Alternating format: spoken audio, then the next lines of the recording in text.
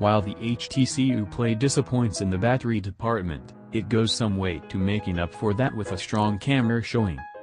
HTC has equipped the U Play with 16MP snappers front and back, although the rear-facing camera has a few extra tricks up its sleeve in the shape of auto HDR, high dynamic range, speedy autofocus and OIS, optical image stabilization, to improve low light, backlit and fast-moving scenes.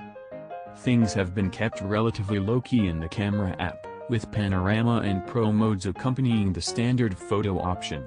Auto HDR is on by default, but this can be toggled by tapping the icon on screen, although for the most part we left it on auto. There's also a Zoe mode, which captures 3 seconds of HD video with every shot.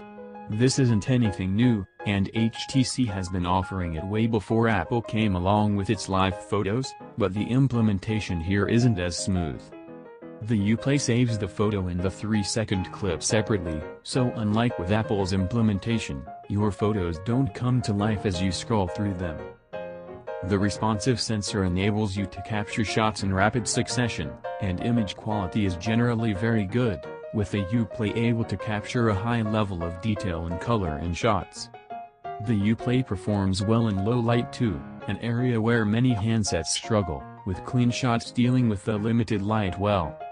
Moving to the front-facing 16MP camera, and the quality is still good, but it's not quite as good as the rear snapper, with no OIS or HDR to aid your shots.